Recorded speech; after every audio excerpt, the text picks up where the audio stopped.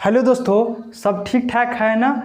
मैं ऐसा सोच रहा हूँ कि आप सही होंगे, ठीक ठाक से होंगे।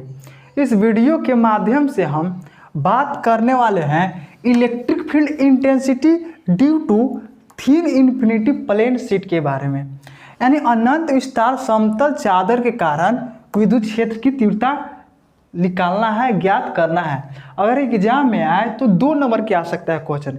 यहाँ से कितना नंबर के क्वेश्चन बन सकता है? 2 नंबर का।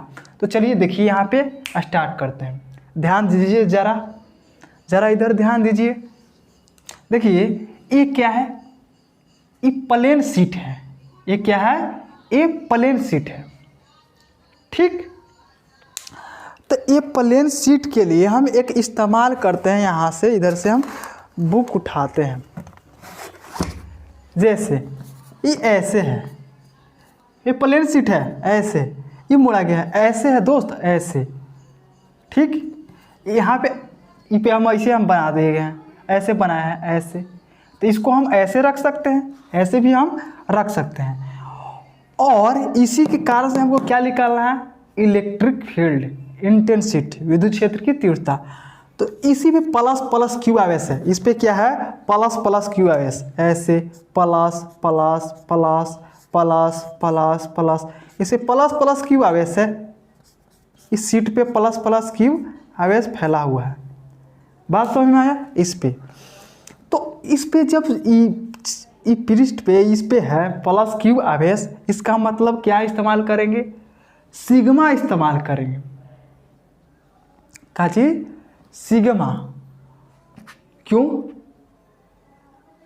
सरफेस चार्ज डेंसिटी के लिए हम इस्तेमाल करते हैं सिग्मा, क्योंकि ये पूरे क्षेत्रफल में अब है ना, लेंथ में हमारा नहीं है, पूरे लंबाई में। अगर लंबाई में रहता था तो इस्तेमाल करते थे क्या? लेमडा। अब इस्तेमाल क्या करेंगे? सिग्मा इस्तेमाल करेंगे, 6 जैसा। यानी कि अब इस्तेमाल क्या करेंगे? आवेश के लिए इस्तेमाल करेंगे सिग्मा। तब देखो जरा, तो गॉस प्रमेय का ये सब एप्लीकेशन है। तो गॉस प्रमेय आखिर कब लगता है? बंद सतह के लिए। तो क्या हम कर दिए? बंद कर दिए। क्या चीज़ लगा के बंद किए? सिलेंडर लगा के लिए बंद कर दिए, बेलन। तो यहाँ से यहाँ तक ऐसे बेलन बना दिए, ठीक सर। तो जरा सुनो, यहाँ पे हम बेलन ये वाला यहाँ से यहाँ तक हम ड्रॉ कर दिए। तो एरिया हम काटे, कितने पार्ट? 1 2 और 3 पार्ट है, 3 पार्ट है। ये वाला इधर, एक इधर और एक इधर और एक ये वाला पार्ट। अगर ये भी काटेगा तो यही होगा, ये मत काट देना, चौथा में ये मत करना। ये इसमें 3 पार्ट होता है। तो इसका छोटा सा हम एरिया काटे तो छोटा सा एरिया वेक्टर किधर? इधर होगा। और क्यों काटे? क्योंकि यहाँ पे 3 फ्लक्स है, एक इसके कारण से फ्लक्स, एक इसके कारण से और एक इसके कारण से, ये वाला भाग के कारण से। तो सबके हम टोटल फ्लक्स निकालना चाहते हैं। तो ये वो एरिया होता है दोस्त, जितना फ्लक्स निकलता है, जितना एरिया उतना फ्लक्स। तो 1 एरिया, 2 एरिया, 3 एरिया। तो जरा सुनो, एरिया वेक्टर इधर, इसका एरिया वेक्टर इधर और इसका एरिया वेक्टर इधर, छोटा सा एरिया ही है। अब देखो, इसका इलेक्ट्रिक फील्ड का डायरेक्शन किधर होगा? एक प्लस क्यू आवेश है, ये ऐसे रखा हुआ है, ऐसे, यस है। इस पे भी प्लस क्यू और इस पे भी प्लस क्यू, यानी कि ऐसे है, ऐसे। ये थोड़ा सा मोटा है, ये जो पेज ये है ना, इस पूरे पे आवेश है, इधर भी और इधर भी। तो यहाँ पे इलेक्ट्रिक फील्ड लाइन दिखाना चाहेंगे तो किधर होगा? बाहर की ओर होता है, बाहर की ओर होता है, सीट के बाहर की ओर, प्लेन सीट के बाहर की ओर विद्युत क्षेत्र की तीव्रता। तो यहाँ पे अगर ये प्लस क्यू है तो इसका विद्युत क्षेत्र की तीव्रता किधर होगा? इधर, हमारे तरफ। और इधर यहाँ पे दिखाना चाहेंगे तो इधर, हमसे दूर, ऐसे। बात समझ में आया? हाँ। तो देखो, इसका इलेक्ट्रिक फील्ड इधर और इसका इलेक्ट्रिक फील्ड इधर, विद्युत क्षेत्र इधर। तो बताओ, दोनों का डायरेक्शन सेम। तो इस केस में थीटा क्या हो जाएगा? 0 डिग्री। और इस केस में भी थीटा क्या हो जाएगा? 0 डिग्री, क्योंकि दोनों का 2 वेक्टर का डायरेक्शन सेम होता है दोस्त। तो क्या होता है? थीटा 0 डिग्री हो जाता है। तो 0 डिग्री लिख दिए। अच्छा सर, बहुत अच्छा। अब देखो यहाँ पे क्या लिख देंगे? थीटा इजिकल टू यहाँ पे लिख देंगे 90 डिग्री। क्यों भाई? देखो, इलेक्ट्रिक फील्ड इधर, विद्युत क्षेत्र की दिशा इधर, एरिया वेक्टर किधर? ऊपर। तो ऐसे ऐसे है इधर है ये एरिया वेक्टर इसका ऊपर, तो यहाँ पे कितना कोण बन गया 90 डिग्री, तो 90 डिग्री लिख दिए। अच्छा बात, कोई दिक्कत यहाँ तक क्लियर है? हाँ सर क्लियर है, आगे बढ़िए। तो कुल फ्लक्स लिखते हैं, कुल विद्युत फ्लक्स, कुल विद्युत फ्लक्स। तो कुल विद्युत फ्लक्स को हम फाई ई से सूचित कर दिए, और इसका होगा φ1 प्लस φ2 प्लस φ3, φ1 प्लस φ2 प्लस φ3 दोस्त। तो सबसे पहले जानना होगा कि फ्लक्स का फार्मूला क्या होता है। तो फ्लक्स का फार्मूला होता है integration E vector dot d A vector, ये होता है।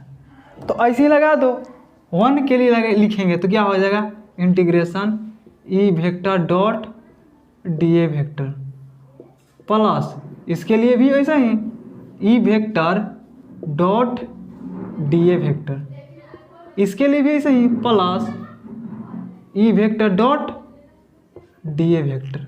अच्छा हाँ सर, अच्छा चलिए सर आगे बढ़िए। अब देखो ये डॉट प्रोडक्ट है तो इसको तोड़ा जाता है ना, डॉट प्रोडक्ट को, ये डॉट को तोड़ा जाता है तो बन जाता है E D A cos theta. तो यहाँ देखो तोड़ेंगे, integration E D A cos theta plus integration E D A cos theta plus E D A cos theta. ठीक, अब जरा सोचो कि ये पहला स्टेप है, ये पहला वाला है, ये क्या है दूसरका वाला है, ये क्या है तीसरका वाला है। तो पहलका वाला में देखो दोस्त, थीटा इजकल टू क्या है 0 डिग्री। हाँ, तो यहाँ पे क्या रख देंगे 0 डिग्री रख देंगे। दूसरका में क्या है 90 डिग्री, तो थीटा इजकल टू क्या रख देंगे 90 डिग्री। तीसरका में क्या है 0 डिग्री, तो 0 डिग्री रख देंगे। तो जरा सोचो को 0 डिग्री की वैल्यू क्या होता है 1 होता है। तो यहाँ पे क्या बन जाएगा इंटीग्रेशन ई डी ए, जरा सोचो थीटा इजकल टू क्या रखेंगे दूसरा में 90 डिग्री रखेगा, तो क्या हो जाएगा कोस 90 के वैल्यू 0, तो 0 लिख देंगे सर, प्लस इंटीग्रेशन ई और क्या डी ए कोस 0 डिग्री की वैल्यू 1, तो गुना हो जाएगा तो ई डी ए हो जाएगा। अच्छा इतना सर समझ में आया। अब चलो ऐसे लिख सकते हैं, जोड़ दो, इसको पहले करो इंटीग्रेशन, इसको बाहर निकाला जाए तो हो जाएगा क्या डी ए प्लस 0, तो 0 ख़त्म कर दो, ई के बाहर निकालो क्योंकि कांस्टेंट है, क्या बच गया डी ए। और डी ए का इंटीग्रेशन होता है, डी ए का इंटीग्रेशन होता है क्या ए, तो यहाँ पे क्या लिख देंगे ई ए प्लस ई ए। तो फाई ई बराबर क्या हो गया हम लोग को 2EA, इसको समीकरण फर्स्ट माना जाए। क्या माना जाए फर्स्ट। यहाँ तक समझ में आया, कोई दिक्कत नहीं है, पक्का पक्का सोच लो, सोच लिए सर, बहुत अच्छा बहुत अच्छा बहुत अच्छा आया। अब चलो आगे हम यहाँ पे हम मिटा रहे, ये वाला मिटाते हैं, ये वाला जिंदगी के जंग जीत लेंगे हम साथी अगर तू साथ हो। देखो दोस्त, गॉस के नियम से, किस नियम से, गॉस लॉ से, चाहे गॉस के नियम से भी लिख सकते हो, हिंदी में लिखना होगा तो फाई ई बराबर क्या लिखेंगे क्यू बटे एप्सिलॉन नॉट, क्यू बटे एप्सिलॉन नॉट। तो जरा सोचो हमको क्यू को सिग्मा के फॉर्म में चेंज करना है, तो सिग्मा इजकल टू होता है क्यू बटे ए, क्यू बटे ए। तो इसलिए क्यू बराबर क्या हो जाएगा सिग्मा इंटू ए, सिग्मा इंटू ए। तो इसको क्यू के जगह पे यहाँ पे रख दो, तो हो जाएगा फाई ई बराबर सिग्मा ए, सिग्मा ए यहाँ पे क्या एप्सिलॉन नॉट। इसको इक्वेशन क्या माना जाए सेकेंड माना जाए। इक्वेशन क्या है 2। तो समीकरण देखो, समीकरण 1 का मान 2 में रखने पर समीकरण समझ में आ रहा है ना? हाँ सर समझ में आ रहा है। कॉन्सेंट्रेशन जरा यहाँ ध्यान देना, कॉन्सेंट्रेशन जरा बना के देखना, सुतना मत सुतना मत। समीकरण 1 को 2 में रखने पर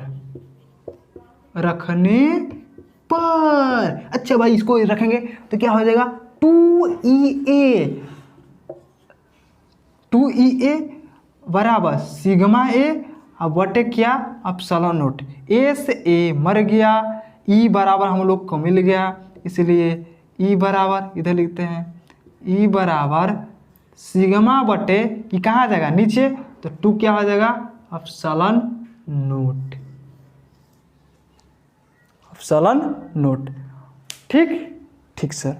तो इस वीडियो में यही तक। आई होप कि ये वीडियो आपको पसंद में आया होगा।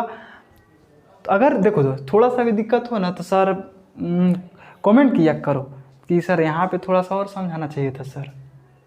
ठीक, और ऐसे नहीं कि समझ में आ जाता पर यहाँ पे सर यहाँ पे ऐसे मत कमेंट करना बेगो मतलब कि फिर जवाब ना दे पाएंगे। अगर अच्छा सा कमेंट करेगा तो इधर से रिप्लाई देने की कोशिश करेंगे। ठीक है, तो नेक्स्ट वीडियो में मिलते हैं, तब तक पढ़ाई करते रहें।